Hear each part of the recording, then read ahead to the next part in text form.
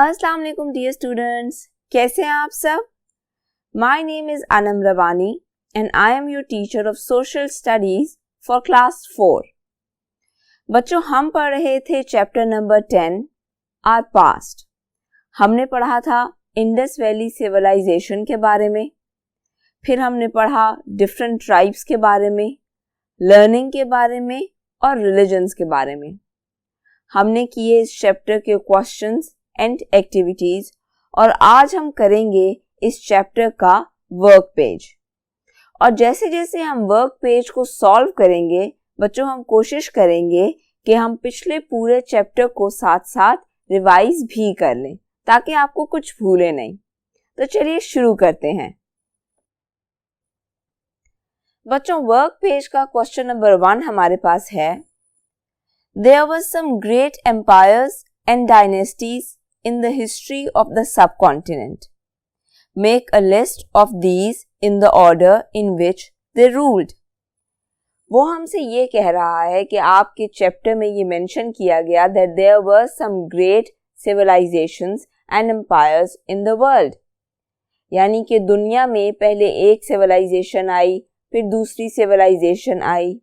इनमें से कुछ सिविलाइजेशंस ऐसी थीं जो अपने निशान छोड़ गईं, इसीलिए तो आज हमें उनके बारे में पता है। तो उसने हमें ये कहा है कि आप इन सिविलाइजेशंस का हमें बताएं, इन फिल इन द ब्लैंक्स में उनको लिखें, बिल्कुल उसी ऑर्डर में जिस ऑर्डर में वो इस दुनिया में आती गईं, इन्वेड किया जगहों को और कब्जा किया। तो बच्चों, सबसे पहली फिल इन द ब्लैंक तो आपके लिए बुक वालों ने सॉल्व कर दी। He wrote the Persians just as an example. दूसरी हमने खुद फिल करनी है, तो दूसरी में आएंगे द ग्रीक्स। पर्शियंस के बाद आए थे ग्रीक्स, और ग्रीक्स की सबसे ज्यादा मशहूर चीज क्या? Alexander the great. Alexander was a hero, That is why he is called Alexander the Great. उसने पर्शियंस पर हमला किया, उनके इलाके पर कब्जा किया। The Mauryans came on third. Mauryans के बारे में क्या चीज सबसे ज्यादा लिखी गई? That is Ashoka. अशोका उनका रूलर था। मैंने आपको बताया था कि अशोका पहले तो बहुत सी जंगों में हिस्सा लेता रहा, मुख्तलिफ इलाकों पर कब्जा करता रहा, लेकिन फिर इन बैटल ऑफ कलिंगा, जिसमें बहुत से लोग मारे गए और बहुत डिस्ट्रक्शन हुई, अशोका ने डिसाइड किया कि वो अब मजीद जंगें नहीं लड़ेगा। वो बुद्धिस्ट बन गया। उसने बहुत सी रिफॉर्म्स इंट्रोड्यूस करवाई अपने लोगों के लिए। He also fought for the animal rights, और उसके किंगडम में उसके जो रूल्स थे वो मॉन्यूमेंट्स पे लिखे हुए भी होते थे। 4th नंबर पे द कुशन्स। कुशन्स में कौन मशहूर था? उनका रूलर कनिष्का। बच्चों, आपकी बुक में ये मेंशन तो नहीं है कि आपने आगे रूलर्स का भी नाम लिखना है, लेकिन अच्छा होगा अगर आप ट्राइब के साथ रूलर का भी नाम लिख लो ताकि आपको याद रहे। 5th नंबर पे आए द गुप्तास। अब गुप्तास का कौन मशहूर था? चंद्रगुप्ता, जो कि उनका रूलर था। Then came the Parthians. फिर गुप्तास के बाद आए the Parthians and then the Huns. Parthians के बाद आए द हंस। हंस के बारे में मैंने आपको बताया था that they were very savage. Savage का मतलब होता है जालिम, क्रूअल। उन्होंने बहुत सी डिस्ट्रक्शन कॉज की। And then came the Nandas. Nandas was also a tribe, और उनका कौन सा रूलर मशहूर था? हर्षा। हर्षा ने क्या एक अच्छा काम किया जो स्पेशली आपकी बुक में भी मेंशन्ड है। उसने नंदा यूनिवर्सिटी बनाई। उस यूनिवर्सिटी के बारे में सबसे ज्यादा क्या मशहूर हुआ? आर्यभट्टा। आर्यभट्टा कौन था? He was a famous mathematician. And why was he famous? Right. He gave the concept of zero. अब हमारे पास है part B, that is, say whether the following sentences are true or false. अब हमने बताना है कि जो sentences हमें given है वो true है, सही है या false है, गलत है. तो पहला sentence है The Indus Valley civilization flourished in about 2600 BC. यानी कि इंडस वैली सिविलाइजेशन ने कब फ्लरिश किया? इन 2600 BC. तो students, this is true.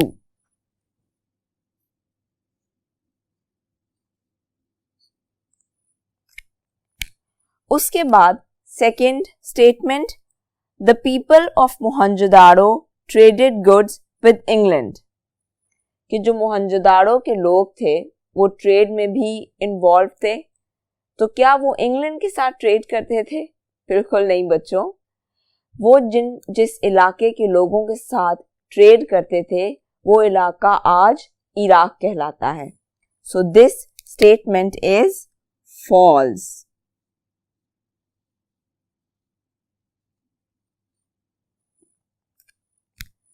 Third statement, the Aryans were a tribe from Africa. Not at all. Aryans Europe की side से आए थे. So this statement is also false.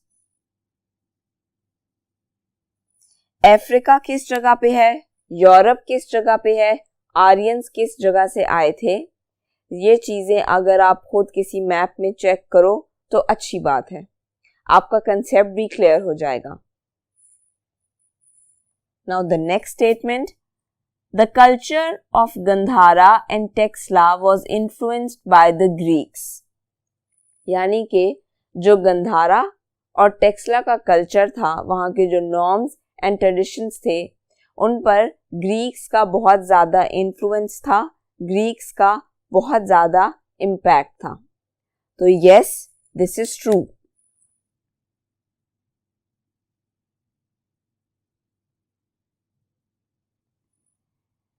Fifth statement, Ashoka became a Buddhist after the Battle of Kalinga. बच्चों, अभी थोड़ी देर पहले भी मैंने आपको अशोका के बारे में बताया कि वो अक्सर वॉर्स में हिस्सा लेता था अपने एम्पायर को एक्सपैंड करने के लिए. लेकिन फिर there occurred a battle of Kalinga. Kalinga एक जगह का नाम था that was famous for its trade, और अशोका चाहता था कि वो इस जगह पर कब्जा कर ले. लेकिन इस जंग में बहुत ज्यादा डिस्ट्रक्शन हुई और बहुत ज्यादा तादाद में लोग मारे गए. तो जब अशोका ने ये देखा कि जंगों के बदले में कितना नुकसान होता है और कितने लोग मारे जाते हैं, तो वो बहुत अपसेट हुआ और उसने सोच लिया कि अब मैं मजीद जंगों में हिस्सा नहीं लूंगा, and he became a Buddhist. So this is true.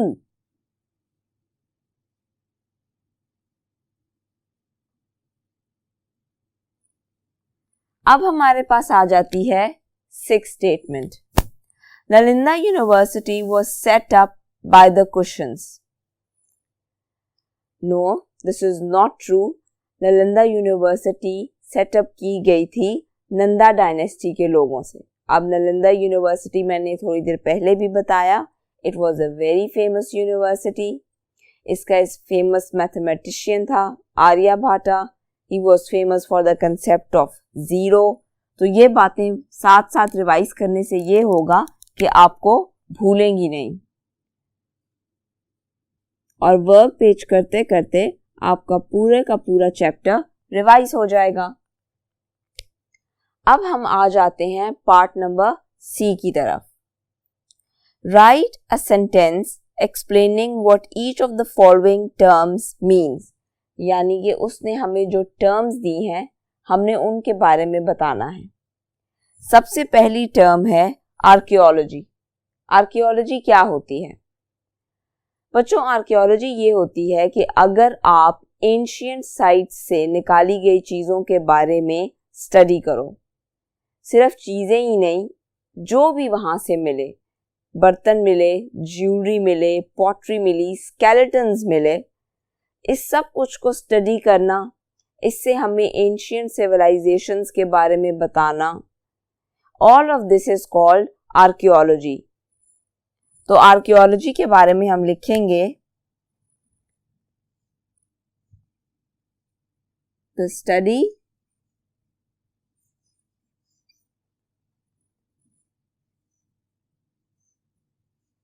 of the excavations, excavations मतलब जो चीजें निकाली जाती हैं, एक्सट्रैक्ट की जाती हैं, the study of the excavations of ancient civilizations।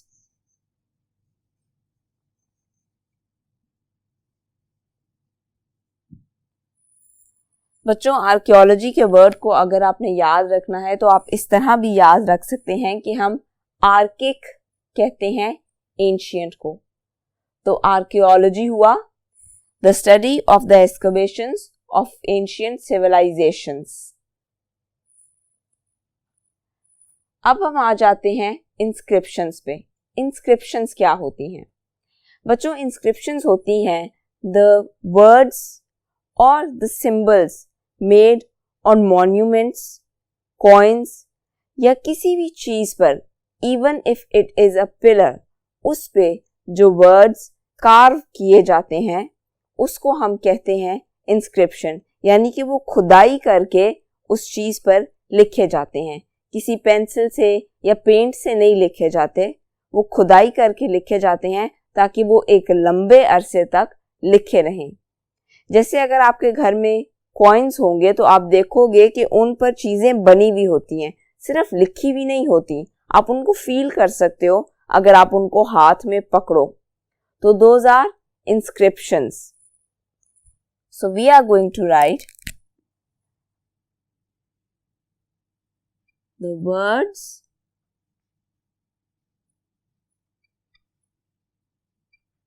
or images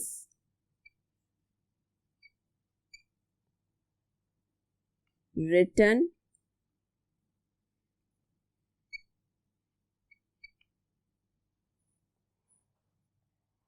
or carved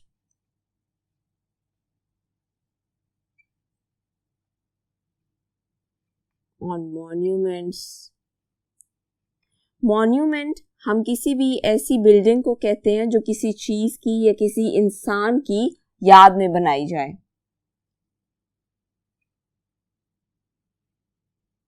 coins etcetera. So what are inscriptions, children? The words or images written or carved on monuments, coins, etc. अब last term dynasty. Dynasty हम कहते हैं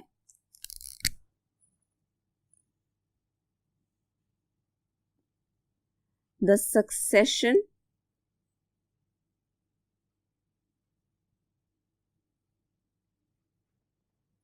of rulers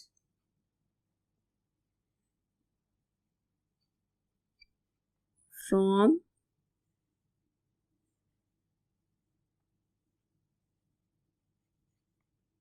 the same family।